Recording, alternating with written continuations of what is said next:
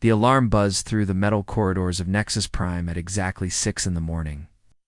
Kim Tai-ho rolled out of his narrow bunk and rubbed his tired eyes. Another day working on the research station orbiting the massive black hole called Keth-9. Another day of being treated like dirt by the alien crew members. Tai-ho pulled on his blue maintenance uniform and grabbed his toolkit. The uniform was patched in several places where equipment had torn the fabric. He could not afford a new one on his small salary. Humans got paid much less than other species in the Galactic Federation. The corridor outside his quarters was already busy with alien crew members heading to their shifts. A tall Velkari walked past him without looking down. The six-armed creature stood nearly 8 feet tall, with gray skin that seemed to shimmer in the artificial light. Behind the Velkari came 2 Thalorians. Their bodies were made of living crystal that caught and reflected the corridor lights in rainbow patterns. None of them, acknowledged Tai-ho as he walked toward the engineering section. To them, he was invisible, just another weak human doing the jobs they considered beneath their dignity. The year was 2387, and humanity has been part of the Galactic Federation for almost 50 years now. It should have been the greatest achievement in human history. First contact with dozens of alien species, access to technologies that seemed like magic, travel between the stars. Instead, it had become a source of constant humiliation. Every other species in the Federation had incredible natural abilities. The Velkari could move objects with their minds. Some could lift entire vehicles without touching them. The crystalline Thalorians could phase through solid matter like it was not even there. The serpentine Naxians could read thoughts from across vast distances and speak directly into other minds. Humans had nothing. No psychic powers. No ability to manipulate matter with their thoughts. They could not breathe in the vacuum of space or survive the crushing depths of gas-giant atmospheres like some species could. They were fragile beings who needed machines and protective suits to survive in most environments. The other species kept humans around for only one reason. They were good at building and fixing things. Humans had steady hands and patient minds that could work on delicate machinery for hours. They were also willing to take dangerous jobs that other species avoided. Tai-ho the engineering bay and started his daily routine. He checked the power conduits that fed energy to the station's massive sensor arrays. These sensors studied the black hole and the strange effects it had on space and time around it. The work was important, but no one ever thanked him for it. Human came a cold voice from behind him. Tai-ho turned around to see his supervisor Zephyr approaching. Ow. The Velkari's 6 arms moved in complex patterns as he used his telekinetic abilities to carry multiple data tablets through the air around. His body, yes, sir, Tai-ho replied, keeping his voice respectful. The waste recycling system in Section 7 is acting up again. Go fix it, Zephyr ordered. One of his arms gestured dismissively toward the far end of the station. But sir, I was supposed to run diagnostics on the main sensor array today. Dr. Ketak requested it personally, Tai-ho said. Zephyr's 4 eyes narrowed with annoyance. The crystal doctor can wait. Waste management is more suited to your abilities. Human. Now go before I decide you are not worth the trouble of keeping around. As Tai-ho walked away, he heard Zephyr speaking to another Velkari crew member. Pathetic creatures, these humans. I do not understand why the Federation allows them on important missions like this one. They should have stayed in their primitive solar system where they belong. The waste recycling section was in the lowest level of the station. The air was thick with humidity and the smell of chemicals used to break down organic matter. Tai-ho had been sent here many times before. It was where supervisors sent humans when they wanted to remind them of their place in the galactic hierarchy. He opened his toolkit and began checking the filtration systems. The work was messy and unpleasant, but he did it carefully. Recycling system failed, the entire station would become uninhabitable within days. Yet the alien crew members saw this critical work as something only fit for the lowest species. They sent you down here again, said a familiar voice. Tai-ho looked up to see Li Mingi climbing down the maintenance ladder. She was the only other human engineer on the station and his closest friend. Her uniform was stained with lubricants from the machinery she had been working on. "Zephan thinks this is where I belong," Taiho replied as he tightened a loose connection. "We both know this station would fall apart without human engineers," Mingy said. She handed him a better wrench from her own toolkit. "Do we, though?" Taiho asked. "Sometimes I wonder if they are right about us. Every other species can do things that seem impossible. Move objects with their minds, walk through walls, read thoughts. What can humans do that is special?" Mingy sat down on a maintenance crate beside him. "We survive, Taiho. We adapt. We never give up even when everything seems hopeless. That has to count for something." Before Taiho could respond, his communicator buzzed with an incoming message. The voice that came through belonged to Dr. Kethek, the station's chief scientist. The Thalorian's crystalline vocal cords gave his words a musical quality that somehow made them sound even more condescending. "All personnel report to the main conference room immediately. We have received new orders from Federation Command." Taiho and Mingy looked at each other. Emergency meetings usually meant bad news for the human crew members. They climbed back up to the main levels of the station and made their way to the conference room. The large circular chamber was already filled with alien crew members. Valkyrie stood in groups using their telekinetic abilities to share data tablets. Through the air, Thalorians communicated by changing the colors and patterns of light that flowed through their crystal bodies. The few Nexians on board spoke to each other through direct mind contact without making any sound. The human crew members sat together in chairs at the back of the room. There were only 12 humans on a station with over 200 alien personnel. They were outnumbered and outranked at every level. Dr. Kethak stepped forward to address the assembled crew. His crystal body reflected the room's lights in brilliant patterns as he began to speak. "We have received a priority mission from the UHS, Federation Science Council. 3 days ago, we sent a deep space probe toward the event, Horizon of Keth9. The probe was designed to gather data about the quantum effects that occur at the boundary of the black hole." Paused, and his crystal body shifted to a darker blue color. "The probe stopped transmitting yesterday. We have lost contact and do not know if it was destroyed or if it simply cannot send signals back from inside the ergosphere." The ergosphere was the region around a rotating black hole, where space and time were dragged along with the black hole's spin. Nothing that entered could remain stationary relative to the outside universe. It was one of the most dangerous regions of space known to science. The data that probe was gathering is critical to our understanding of how black holes affect the fabric of space and time, Dr. Kedek continued.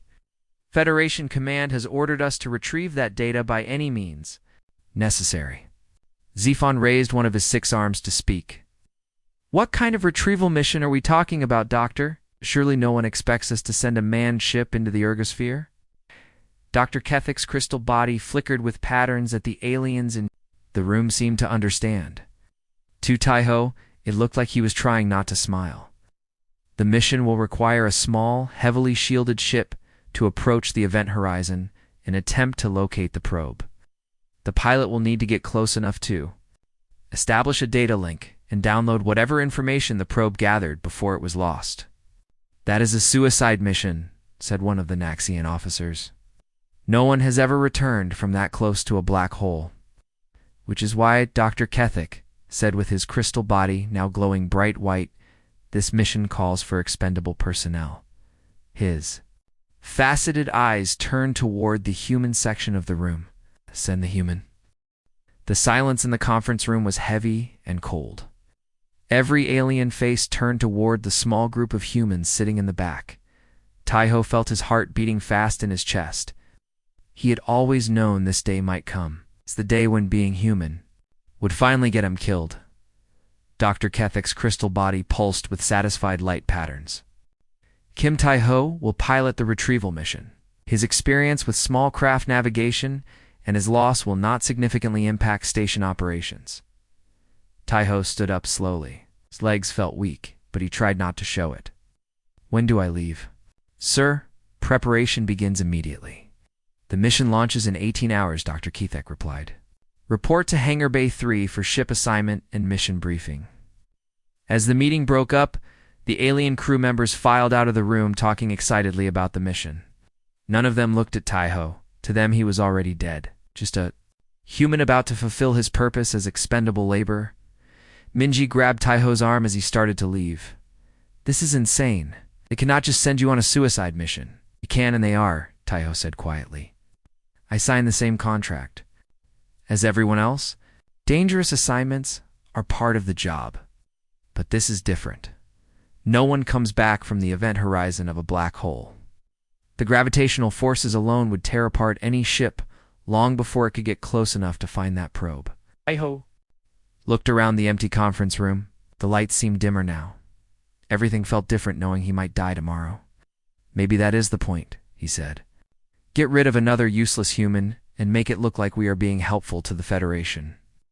Vorthok, the Naxian communications officer, slithered past them on his way out of the room. His serpentine body moved with fluid grace across the floor. As he passed Taiho, he spoke without stopping. At least when you die human, it will be quick. The tidal forces near a black hole will pull you apart in seconds. It is much better than a slow death from old age. His forked tongue flickered out in what passed for laughter among his species. Taiho spent the next few hours in his quarters, trying to write messages to his family back on Earth. What do you tell people when you are about to fly into a black hole? He started several letters but deleted them all. There were no words for what he was feeling. A knock on his door interrupted his thoughts. Mingi stood in the hallway holding 2 cups of coffee and a data pad. I have been looking at the mission. Specs, she said, as she handed him one of the cups. The ship they are giving you is a Type 7 reconnaissance craft. Heavily shielded but only designed for short-range scouting missions. Not exactly built for black hole diving, Taiho said. But I made some modifications to the shield generators. Rerouted power from the weapon systems and life support backups. It might give you a few extra minutes of protection. Taiho looked at the datapad she had given him. The technical readouts showed significant improvements to the ship's defensive capabilities. Mingi had worked all afternoon to give him a better chance of survival. Thank you, he said. This might actually help. Just promise me you will try to come back, Mingi said.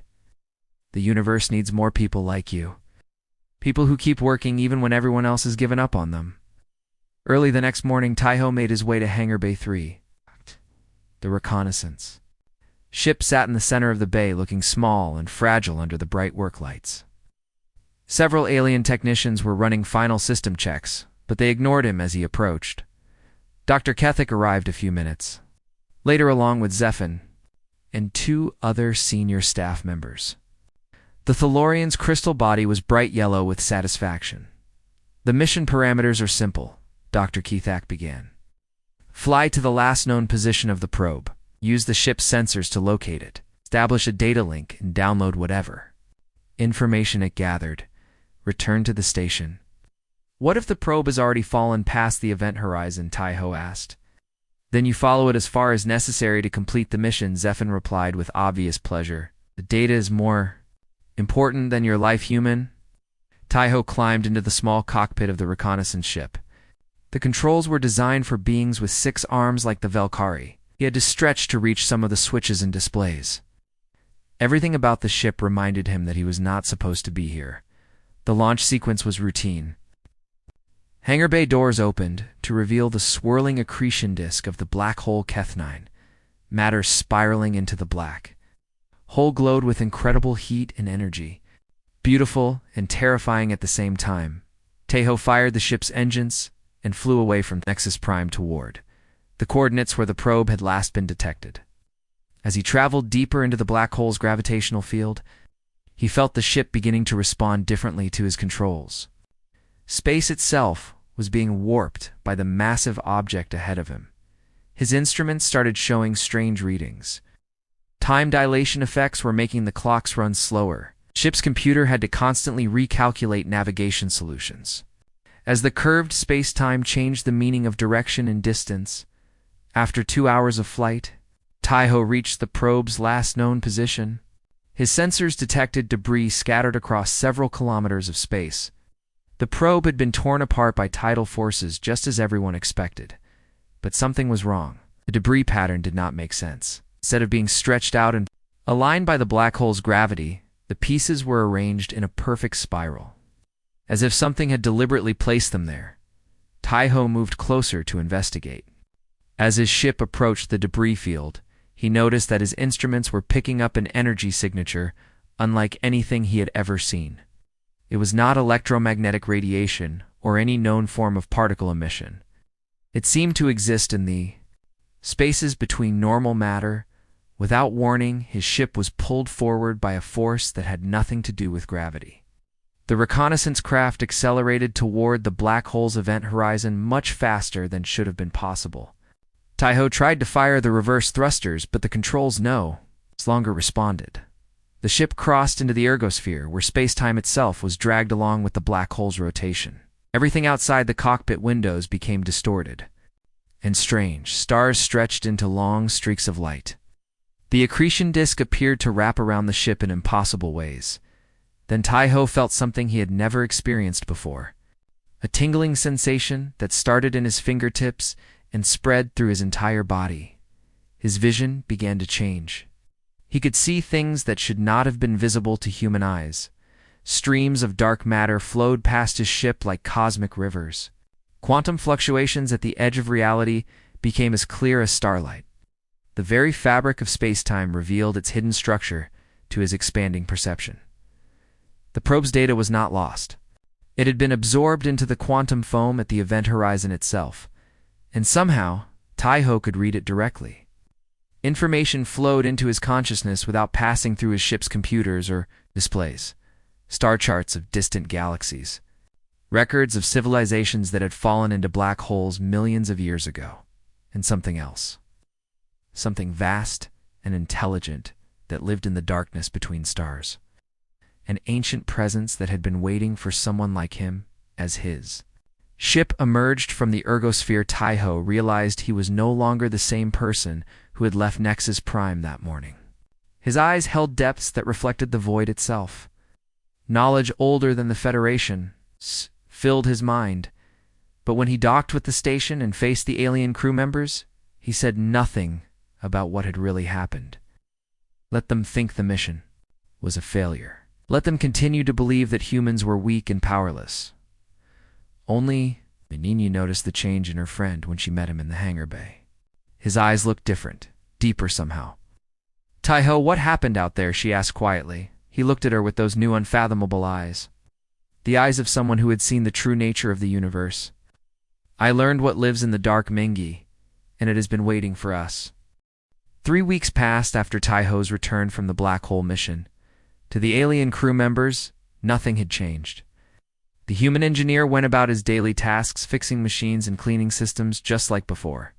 They saw no reason to pay attention to him, but Tai-ho was discovering that everything had changed. He could see things now that had always been invisible. Dark matter flowed through the station like slow-moving rivers of light only he could perceive. The massive streams connected Nexus Prime to distant galaxies in ways that made normal space seem small and limited. When he worked on the sensor arrays, his hands seemed to know exactly what needed repair before his instruments could detect the problems. He could feel gravitational waves rippling through space-time hours before the station's most sensitive equipment registered them. Most remarkable of all were the voices. The ancient intelligence he had encountered near the black hole still spoke to him. It's not in words, but in thoughts and images that appeared directly in his mind. They called themselves the Umbral. Azu said existed for millions of years in the spaces between galaxies where dark matter was thickest. They had watched countless civilizations rise and fall. They had been waiting for a species that could bridge the gap between normal matter and the deeper reality of the void. Your people are the key, they whispered to him as he worked alone in the engineering sections. Born on a world where dark matter density was higher than normal. You alone among the younger races can survive contact with the deep dark. The others fear what they cannot understand or control. But humans have always embraced the unknown. Tai-ho wanted to tell someone about what was happening to him. But who would believe such an incredible story? The aliens already thought humans were weak and delusional. They would probably decide he had gone insane from his black hole experience. The harassment from the alien crew members continued as before. If anything, it seemed to be getting worse. Zephin assigned him increasingly dangerous repair jobs, in the hope that an accident might eliminate the human he saw as useless.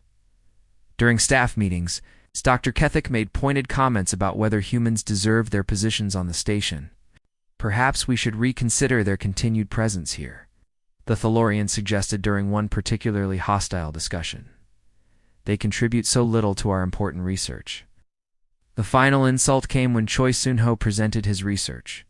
To the senior staff, the young human physicist had spent months developing new theories about how dark matter interacted with normal space.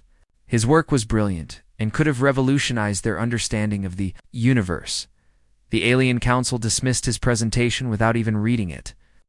Humans lack the intellectual capacity for true theoretical breakthroughs, Zephin declared. As the other aliens murmured agreement, this is probably just recycled ideas from older civilizations presented as if it were original thinking. Dr. Kethick's crystal body flashed with amused patterns. I agree. Human minds are too limited to grasp the complexities of advanced physics. They should stick to manual labor and leave the real science to their betters. Taiho watched from the back of the room as Sunho's face crumpled with disappointment and humiliation. The young scientist had worked so hard on his research, he'd hoped to prove that humans could contribute something meaningful to galactic knowledge. That night, Taiho found Sunho sitting alone in his quarters staring at his rejected research papers. The physicist looked broken and defeated. They did not even look at it, Sunho said without turning around. 5 months of work and they threw it away like garbage. What if I told you that your theories are not only correct but barely scratch the surface of what is actually possible, Taiho said quietly. Sunho turned to look at him with confusion.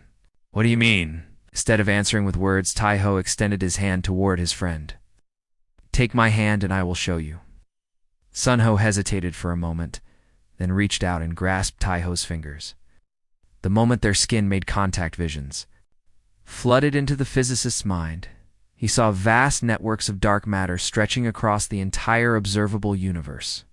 Civilizations that existed in parallel dimensions alongside normal space, technologies that could manipulate the basic structure of reality itself, knowledge that made the Federation's most advanced science look like primitive cave paintings. Sunho gasped and jerked his hand away. How do you know these things? What happened to you out there? I was taught by those who came before us, Taiho replied. Beings who transcended physical existence millions of years ago. They have been watching and waiting for a species capable of joining them in the deeper reality, and now I can teach you. Over the following weeks, Taiho quietly began sharing his new abilities with other human crew members. He started with those he trusted most, people like Minji, who had always believed that humans were capable of more than the aliens gave them credit for. When Minji took his hand and experienced the visions, her eyes went wide with amazement. This is incredible. All this time we thought we were limited to normal space, but there are entire dimensions we never knew existed. The transformation was different for each person. Minji gained the ability to phase shift like the Thalorians, but her version was far more advanced. Instead of just becoming incorporeal, she could step between dimensions. She could exist in multiple locations at the same time. Park Ji-hoon was a security officer who had always been frustrated by his physical limitations compared to the alien crew members. When Taiho shared the connection with him, Ji-hoon discovered he could manipulate gravitational fields with precision that made Elkari telekinesis seem clumsy and crude. Dr. Yoon Sora was a xenobiologist who had spent her career studying alien life forms. Through Taiho's gift, she learned to communicate with organisms that existed partially in dark matter space. Creatures that the station's instruments could not even detect. Each transformed human was guided by the Umbral, who spoke to them through the connection Taiho had established. The ancient beings were patient teachers who understood that the transition from normal reality to deeper perception took time and care. You are becoming what your kind was always meant to be, the Umbral explained. The bridge between the visible universe and the infinite dark.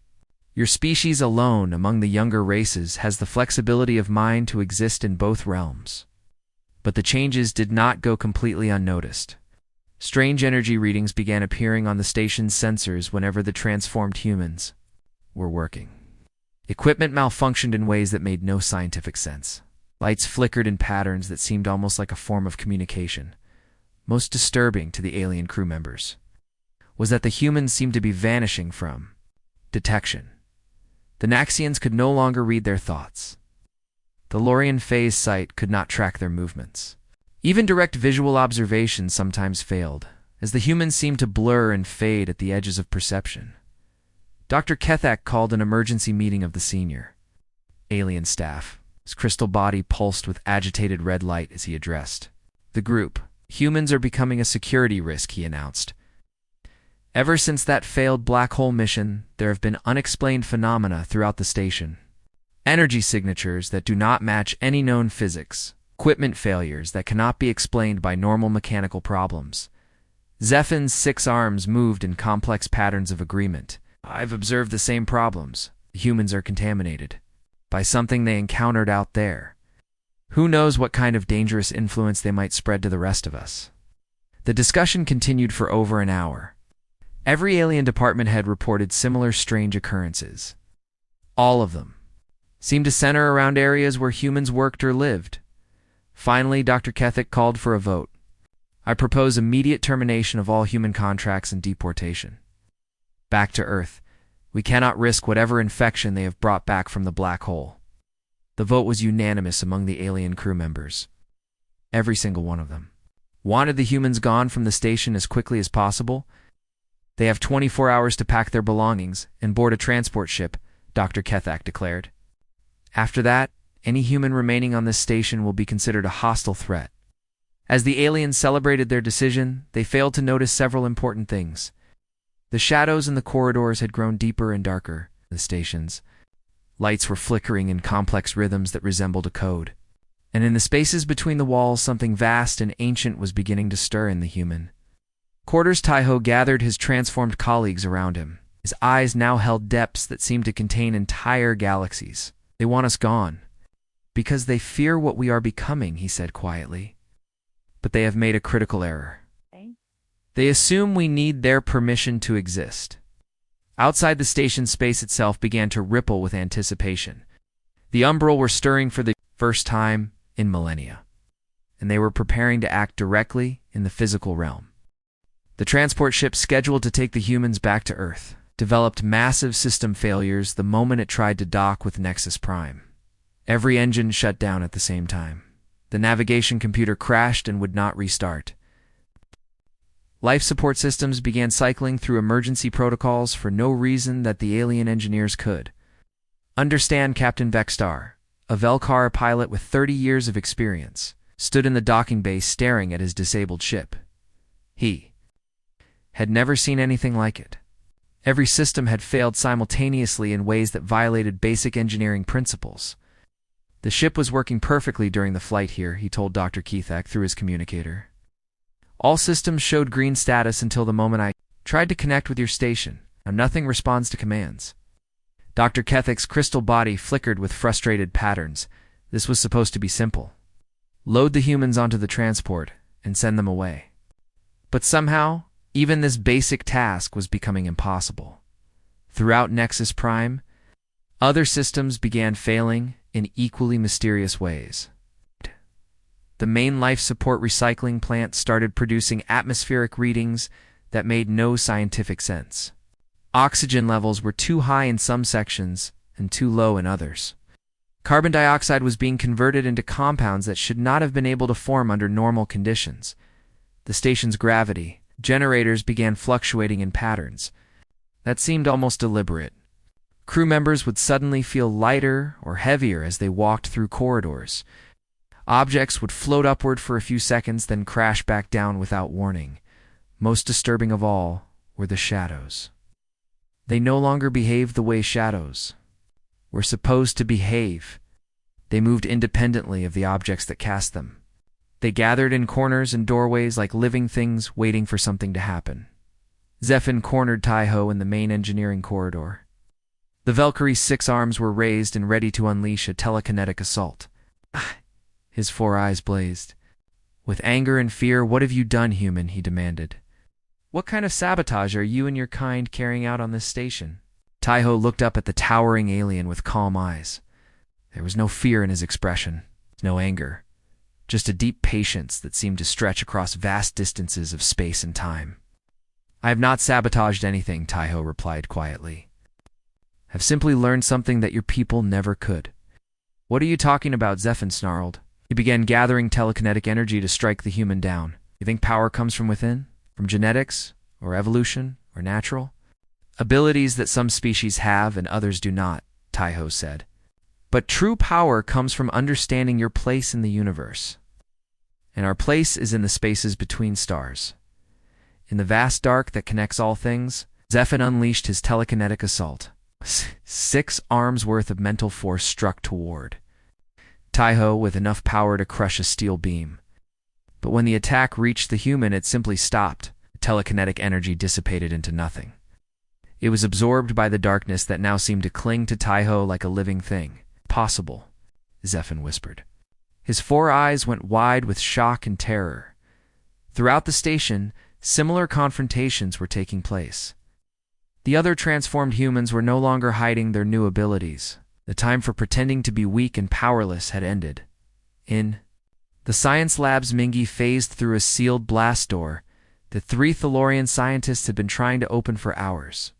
But instead of just becoming incorporeal like their species could do, she stepped between dimensions. One moment she was standing in the corridor, the next she appeared in multiple locations at once. The same person existing in several places simultaneously. Dr. Kelthan, the senior Thalorian researcher, backed away from her in terror. "This is not possible. Phase shifting cannot work that way. You are violating fundamental laws of physics." "No," Mingi replied with a smile. "I am using laws of physics that your species never discovered. Physics that operate in dimensions you cannot perceive." In the security section, Park Ji-hoon was demonstrating gravitational manipulation that made Velkari telekinesis look primitive. He was not just moving objects through space, he was folding space itself, making distances meaningless. A tool he needed from across the room appeared in his hand without crossing the intervening space. The Velkari security guards tried to use their own telekinetic abilities to stop him. Their mental powers had no effect on someone who could manipulate the structure of space-time itself. Ji-hoon simply redirected their attacks into pocket dimensions, where they harmlessly dissipated. Dr. Yoon. Sora was in the biological research labs having conversations with organisms that the station's most advanced sensors could not detect. She spoke in harmonics that existed partially in dark matter space. The sounds bypassed normal hearing and spoke directly to consciousness itself. The alien scientists watched in growing panic as she communicated with life forms they had never known existed. Creatures that lived in the quantum foam between normal matter. Beings that had been present on the station all along, but invisible to conventional observation. The Naxian communications. Officer Vorthok tried to use his telepathic abilities to probe the human minds and understand what was happening. But when he attempted to read their thoughts, he encountered something that nearly drove him insane. Behind the human consciousness was a vast intelligence that spanned galaxies. It's an ancient awareness that had existed since before his species had evolved. The contact lasted only seconds, but it left him writhing on the floor of the communications center. "What are they?" he gasped to his fellow Naxians. "What have the humans become?" Dr. Kethik called for emergency reinforcements from the Federation fleet. But when he tried to send a distress signal, the communications array would not function. Every time he attempted to transmit a message, the signal was absorbed by something in the space around the station. The alien crew members huddled together in the main conference room, the same room where they had voted to expel the humans just hours earlier. Now they were the ones who felt trapped and powerless. "They have taken control of the entire station," Dr. Kethak announced to the frightened gathering. "Systems are failing throughout Nexus Prime. Our weapons do not work against them. Our natural abilities have no effect on whatever they have become." "Should abandon the station," suggested one of the Thalorian engineers.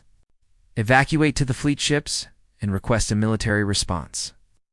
"The transport ship is still disabled," Zephan replied. His 6 arms trembled with fear. "I doubt the humans will allow us to leave. They have us trapped here with them," as if summoned. By their conversation, Taiho's voice suddenly filled the conference room. It seemed to come from everywhere and nowhere at once. The sound carried harmonics that vibrated through dimensions the aliens could barely perceive. "You called us powerless," the voice said. "You called us weak. You relegated us to the shadows and the spaces you deemed unimportant. But you never asked what might live in those shadows. You never wondered what we might learn there." The lights in the conference room began to dim. The shadows grew deeper and started moving with deliberate purpose. Some of the alien crew members whimpered with terror as darkness itself seemed to come alive around them. "You wanted us gone from your station," Taiho's voice continued. "You voted to expel us like unwanted garbage. But you made one critical mistake. You assumed that we needed your permission to exist. You assumed that power belonged only to species like yours." The temperature in the room began to drop. Frost started forming on the walls despite the fact that the environmental systems showed normal atmospheric conditions. The darkness was bringing the cold of deep space into the heart of the station. "Now you will learn what we have always known," the voice said as the shadows gathered into shapes that resembled human figures but stretched across impossible dimensions. "That true strength comes from embracing what others fear. That wisdom grows in the spaces between the light. And that humanity's greatest power has always been our ability to survive and adapt in places where others cannot follow." The conference room fell silent except for the terrified breathing of the alien crew members. Outside the windows, the accretion disk of the black hole seemed to pulse with anticipation. And in the depths of space, something vast and ancient was stirring. That had been waiting millions of years for this moment. The Umbral were coming. The alien crew members spent the night huddled together in the conference room, afraid to venture into the corridors. Outside their sealed door, they could hear sounds that should not have been possible, footsteps that echoed from directions that did not exist, voices speaking in languages that predated known civilization. When morning came, according to the station's artificial day cycle, nothing had returned to normal. If anything, the strange phenomena had grown stronger. The walls themselves seemed to pulse with a rhythm like a massive heartbeat. The air tasted different. It carried scents of ozone and something else that reminded the aliens of the deep void between galaxies. Dr. Kethek's crystal body had turned a pale gray color that indicated extreme stress among his species. Night, every time he tried to rest his crystalline structure, picked up vibrations from the station's hull that formed patterns too complex and deliberate to be random. "We cannot stay locked in this room forever," he announced to the other senior staff members. "We need to confront the humans and find out what they want from us." "What they want is obvious," Effin replied. His 6 arms were wrapped around his body in a defensive posture. "It's revenge for all the years we treated them as inferior beings. They probably plan to kill us all." The Naxian officer Vorthok had not spoken since his disastrous attempt to read human minds the day before. His serpentine body coiled in the corner of the room, while his consciousness slowly recovered from contact with the umbral intelligence. When he finally managed to speak, his voice was barely a whisper. "They do not want revenge," he said. "What I felt when I touched their minds was not hatred or anger. It was something far more frightening. They pity us," before anyone could respond. To this disturbing statement, the conference room door opened. Not the mechanical sliding motion of a normal door, but a flowing movement like liquid metal reshaping itself. Taiho stepped through the opening, followed by the other. Transformed humans, the aliens pressed themselves against the far wall of the room. Several of the Thalorians began shifting their crystal bodies into defensive configurations that made them nearly transparent. The Valkyrie raised their arms to use telekinetic shields, even though they had already learned those powers were useless against whatever the humans had become. But Taiho made no threatening gestures. He simply walked to the center of the room and looked at each alien face with those eyes that now seemed to contain the depths of space itself. "You are afraid," he observed in a calm voice. "It is understandable. Fear is a natural response when faced with something beyond your current understanding. But you have nothing to fear from us. Nothing to fear." Dr. Kethek's crystal body flashed with indignant colors. "You have taken control of our station. You have made our technology malfunction with abilities that should not exist. You speak with voices that come from empty space. How can you say we have nothing to fear?" Kazmingi stepped forward.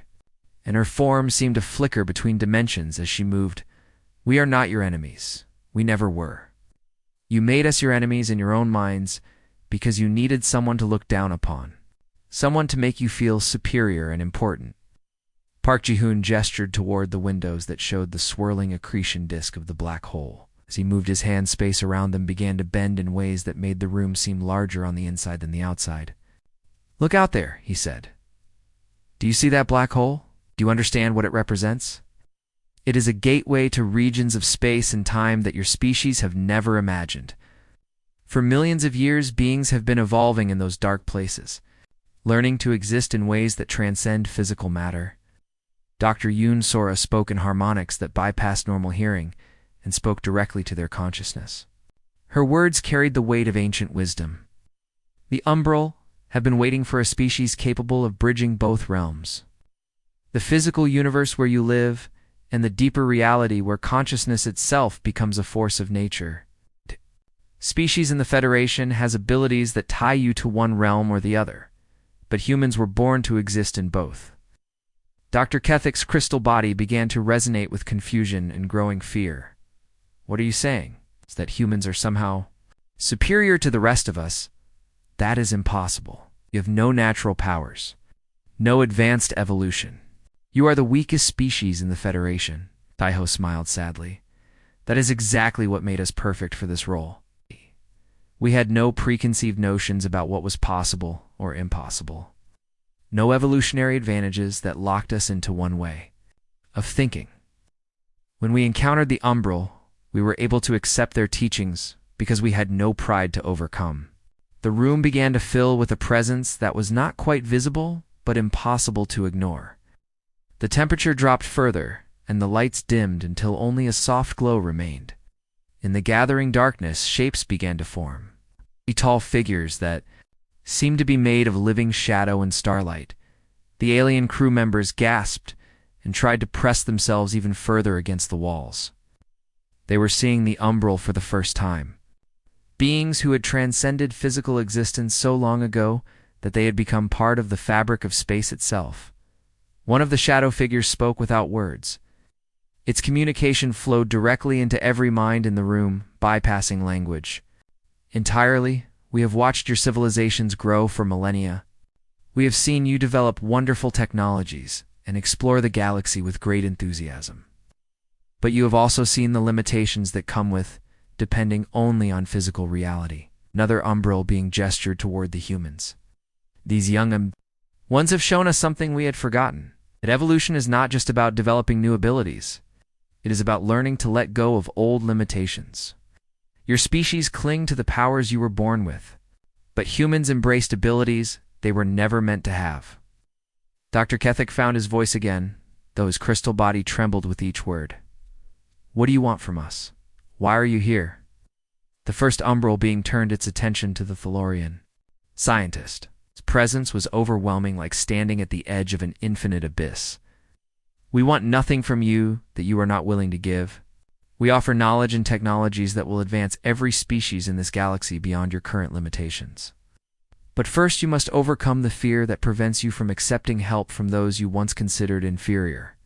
Zephan stepped forward on shaking legs. 6 arms were no longer raised in defensive positions. The simple presence of the Umbral had made him realize how insignificant his telekinetic abilities truly were. "You could have destroyed us," he said to Taiho. "When I attacked you yesterday, you could have killed me easily. Why did you not?" "Because destroying you would not have taught you anything," Taiho replied. "Pain and death are easy lessons that leave no room for growth. We wanted you to understand not just our power, but our purpose. We're not here to replace your species or rule over you. We are here to show you what becomes possible when different forms of consciousness work together." The Naxian officer Vorthok slowly uncoiled his serpentine body and approached the group of humans. His telepathic abilities were still damaged from his encounter with the Umbral. Intelligence, but he could sense something important happening. "You are offering us partnership," he said with wonder in his voice. "After everything we did to your people, you are offering us a chance to learn and grow alongside you." Minji nodded, and her form solidified into a single dimension so the aliens could see her clearly. "That is exactly what we are offering. The universe is vast and full of wonders that none of our species can explore alone. But together, we might be able to bridge the gap between the physical realm and the deeper realities that exist beyond normal space. The conference room fell silent as the aliens absorbed what they had heard. Outside the windows, the black hole continued to spin, slowly pulling matter and energy into its depths. But now, it no longer looked threatening. It looked like a doorway to infinite possibilities, for the first time since the crisis. Dr. Kethek's crystal body began to show colors that indicated hope and curiosity rather than fear. "How do we begin?" he asked. The transformation of Nexus Prime began immediately. Over the following days, Taiho and the other humans worked alongside the Umbral to retrofit the station using technologies that existed partially in normal space and partially in dark matter dimensions. The first change was in the station's structure itself. Walls became semi-permeable, allowing passage between sections that had previously been sealed. Corridors stretched and contracted based on the needs of those walking through them. The rigid metal framework that had defined the station's limits dissolved into something more fluid and adaptable. Dr. Kethek watched in amazement as his crystal body began to resonate with frequencies he had never experienced before. The retrofitted station was teaching him to perceive dimensions that his species had never known existed. "This is impossible according to everything we know about physics," he said to Taiho as they stood in what had once been the main science lab. The room now extended in directions that should not have been geometrically possible. "Physics as you understood it was limited to one layer of reality," Taiho explained. "What you are seeing now is how the universe actually works when you can perceive all its dimensions at once." In the engineering sections, Minji was teaching Velkari, technicians, how to work with matter that existed in multiple states simultaneously. Tools that could phase through solid barriers when needed, but became substantial when used to manipulate machinery. Energy conduits that drew power directly from the quantum fluctuations in empty space. Zephon struggled at first to understand. Concepts that challenged everything he thought he knew about telekinesis. His 6 arms had always been his greatest strength, but now he was learning to extend his consciousness into dimensions. "Where physical limbs had no meaning, I feel like a child learning to walk again," he admitted to Mingi during one of their practice sessions. "Everything I thought I understood about my own abilities was just the beginning." "That is exactly right," Minji replied with encouragement.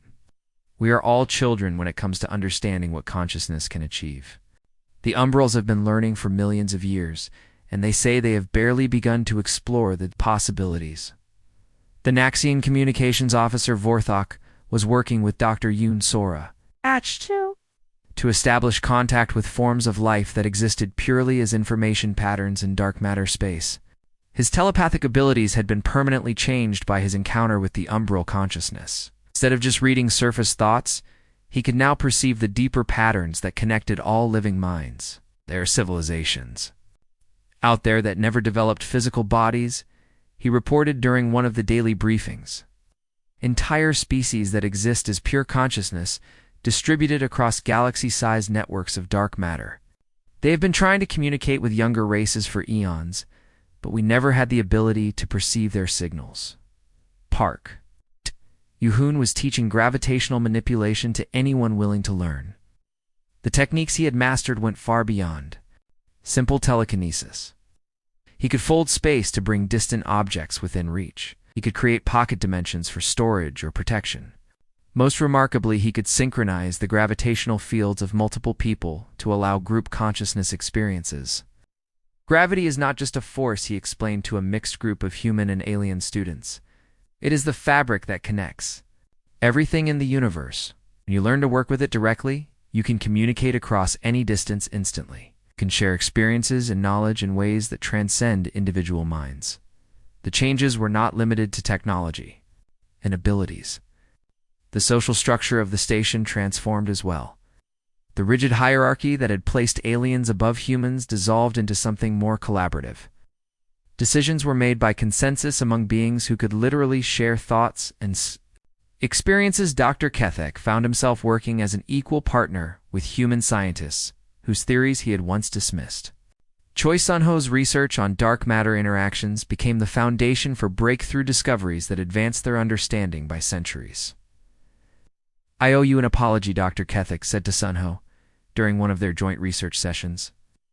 "Your work was not just correct, it was visionary. You saw patterns that none of us were capable of recognizing."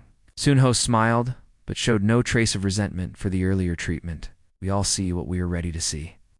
The important thing is that we are ready to see more now." Word of the transformation at Nexus Prime spread throughout the Federation. At first, the reports were dismissed as impossible or fraudulent. But when other research stations began detecting energy signatures and communication patterns that matched, the descriptions from Nexus Prime, the galactic community, was forced to take notice. Delegations arrived from dozens of worlds. Scientists and philosophers and military leaders all wanted to understand what had happened to the humans and whether the changes could be replicated. Elsewhere, some visitors came with suspicion and fear. They worried that humanity had been infected by some kind of alien parasite, or that the Umbral were hostile invaders using humans as puppets. But these concerns dissolved quickly when they experienced the expanded reality for themselves. Admiral Kethfer of the Thalorian Defense Fleet arrived, expecting to find a contaminated station that needed to be quarantined. Instead, he discovered technologies that could revolutionize space travel and forms of consciousness that offered solutions to problems his civilization had struggled with for millennia. This changes everything, he admitted after spending a week learning from the transformed humans and their Umbral teachers. Not just our understanding of physics, but our entire concept of what it means to be alive and conscious in this universe. The Federation Council called an emergency session to address the situation. Representatives from every member species gathered to debate whether humanity's transformation represented an opportunity or a threat. The debate was fierce and prolonged. Some species argued that the changes were too dangerous and unpredictable. Others insisted that the potential benefits were too valuable to ignore. A few suggested that humans should be isolated until the long term. Effects could be studied. In the end, it was Taiho himself who settled the matter. He appeared before the Federation Council, not through normal transportation, but by stepping directly from Nexus Prime into the council chambers using techniques the Umbral had taught him. "You are debating whether to accept or reject changes that have already begun," he told the assembled representatives. His words carried harmonics that allowed every species to understand him regardless of their native language. "The Umbral did not choose humanity to replace you or rule over you. They chose us to serve as bridges between your current reality and the deeper truths of existence." He gestured, and the council chamber filled with visions of what was possible. Cities that existed in multiple dimensions simultaneously. Spacecraft that traveled by folding space rather than crossing it. Networks of consciousness that allowed entire civilizations to share knowledge and experience instantly. "This is not about humans becoming superior to other species," Taiho continued. "This is about all of us becoming more than we ever imagined possible.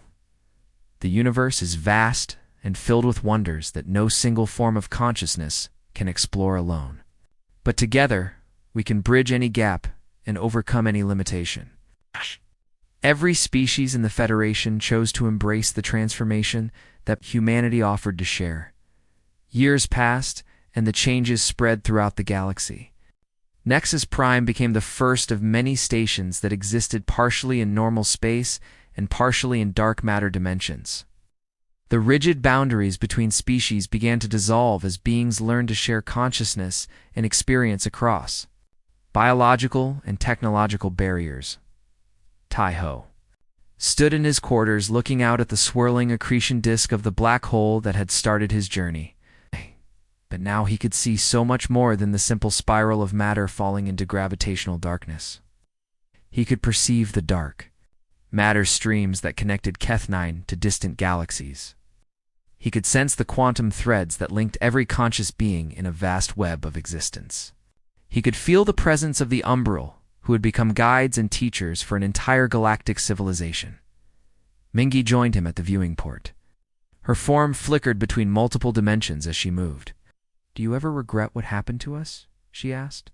"Sometimes I wonder what our lives would have been like if we had remained ordinary humans," Taiho smiled, and his eyes reflected the infinite depths of space itself.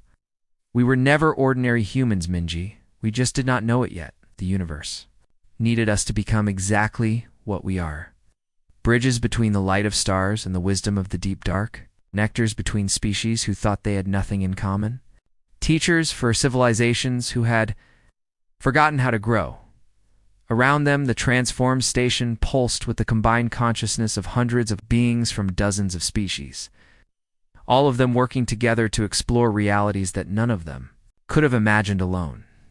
The galaxy is finally learning what humans always knew, Taiho continued. That strength comes not from what you can do by yourself, but from what becomes possible when different kinds of consciousness work together. We were called weak because we had no special powers. But our greatest power was always our ability to adapt and connect and help others.